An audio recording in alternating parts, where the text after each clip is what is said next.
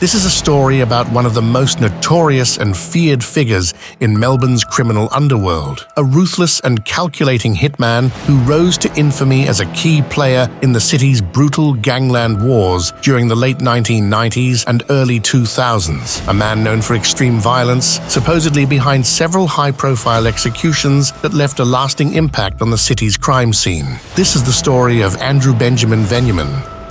Andrew Benji Veniamin was born on November 16, 1975, and was raised in the western Melbourne suburb of Sunshine. From a child to his early teens, Benji was an altar boy at the St. Andrew's Greek Orthodox Church in the neighbouring suburb of Sunshine West. He would then go on to make a name for himself as an amateur boxer who made the state team. Legendary Olympic boxing coach Bo Gehring described Benji as a whippersnapper and only discovered the young fighter's extracurricular activities when police showed up to his gym. Now, why was the police searching for young Benji? Well, in 1993, at the young age of 17, Benji and two mates had been busted over an armed robbery in which they ambushed a cigarette truck and handcuffed the salesman at West Sunshine. Benji and his mates covered their captive's eyes with heavy black tape and threw him into the back of a van before driving to somewhere more private and transferring smokes worth upwards of $28,000 to another vehicle. The victim was lucky to escape, somehow scrambling free as the van turned into an oven on a roasting hot day.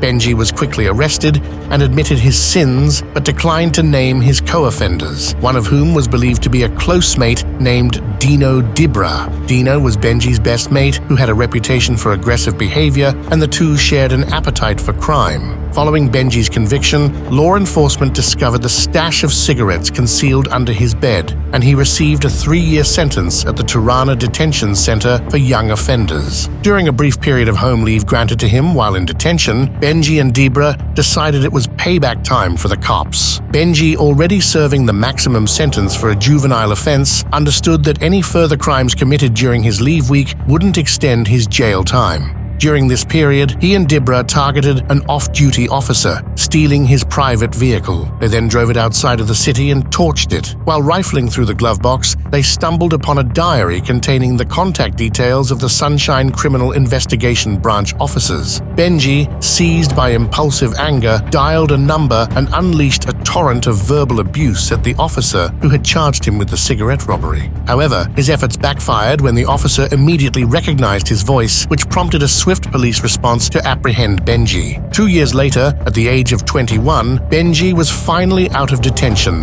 and he started running with a local gang known as the Sunshine Crew. The Sunshine Crew had a notorious reputation in Melbourne's western suburbs in the 90s, who were volatile, ruthless, and always on the lookout for an easy dollar. Starting as schoolboy petty thieves, they quickly escalated to drug dealing, shootings, kidnappings, and extortion.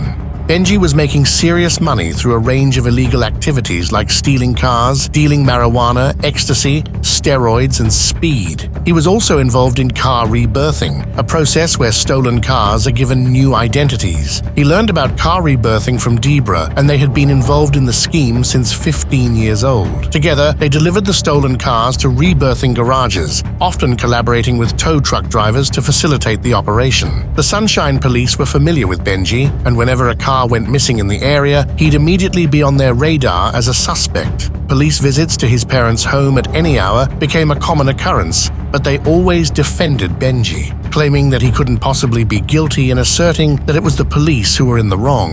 In 1996, his boxing career hit a roadblock and Benji turned to kickboxing, a passion that consumed him. It served him as the perfect outlet for his pent-up aggression, and according to kickboxing commentator Stephen Milne, Benji never took a backward step and had a reputation for being very fearsome, ready to take anybody on. But a year later, in 1997, he lost his fight against Ben Serrano, and Benji decided his kickboxing career was over as things were moving fast in the criminal world. Benji started operating outside of Sunshine, making connections with the major players in the underworld.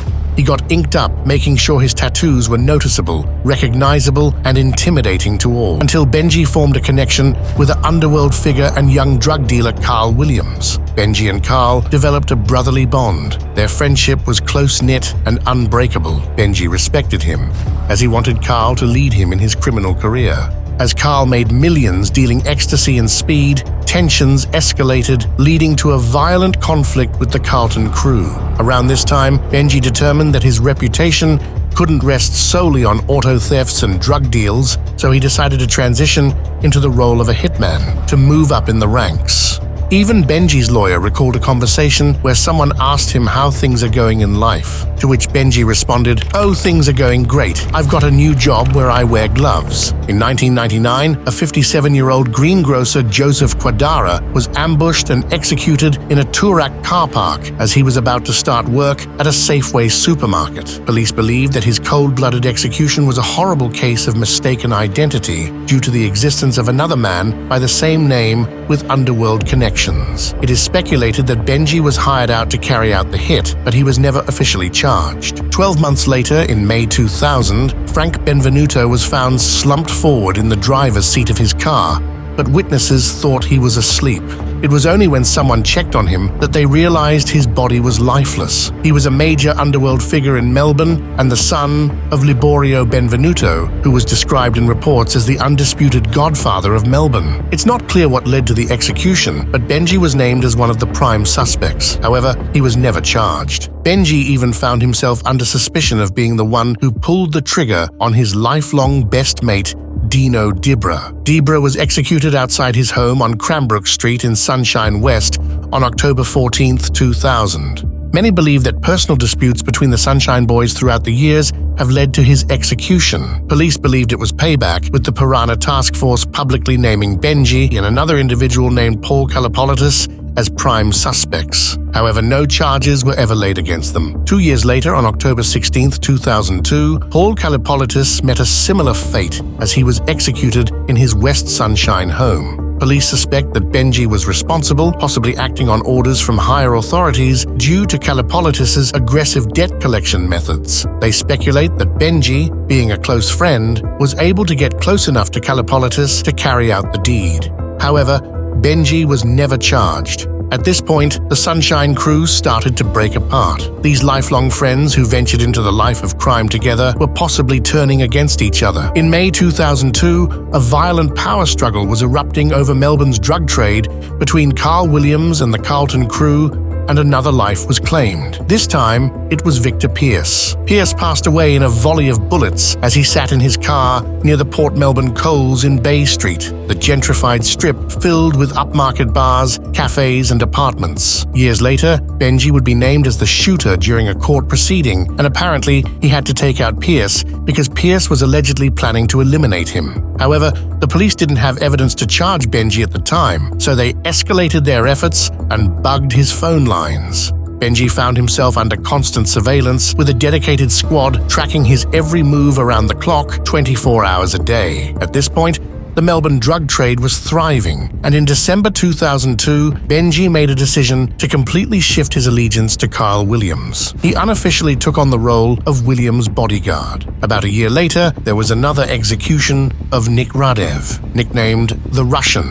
On April 15, 2003, Radev was executed when he stepped outside of his black Mercedes-Benz. Radev was reportedly lured to Coburg under the premise of confronting a speed cook. His relationship with Carl Williams was lucrative, but he was angered over the quality of a batch of speed that was produced by Carl's cook. Some sources even said that Radev would kidnap cooks in order to persuade them to work exclusively for him. Radev was riddled with bullets fired from 2 different guns. Police believe Carl Williams ordered the hit, with Benji and another hired gun known as the Runner pulling the triggers. However, the case remains unsolved. Some sources even said that he might have been the one that knocked Dino Dibra and that his execution was payback. However, there is no concrete evidence and we'll probably never know. Radev's execution was the catalyst for the formation of the Piranha Task Force, which had already been under consideration due to the rising number of gangland slayings and was established within weeks. Carl Williams then arranged a $50,000 hit on Mark Malia out of fear he was being blamed for Radev's execution. To broker the peace, Williams arranged to meet with Malia to discuss the issue at Crown Casino.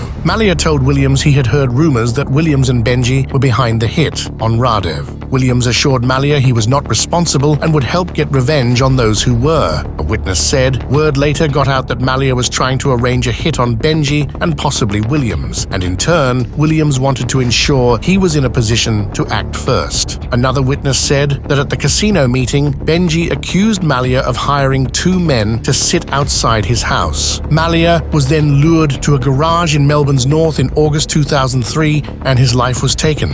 His charred body was found in a wheelie bin in Melbourne's west. According to some sources, Benji was one of 7 people involved. Years later, Williams pleaded guilty for taking Mark Malia's life and 2 other underworld identities. He received 3 life terms with a minimum 35-year non-parole period. By the end of 2003, Benji achieved the notoriety he craved, becoming a figure of concern for underworld figures due to the attention he attracted.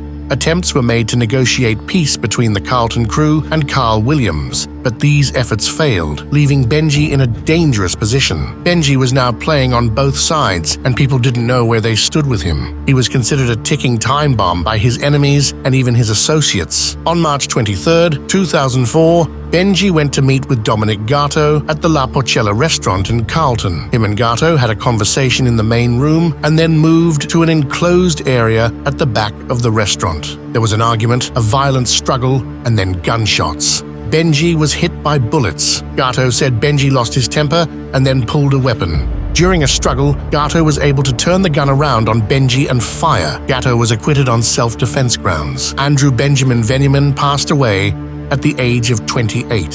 His funeral was held at the Greek Orthodox Church in Sunshine West, the same church where he had been an altar boy.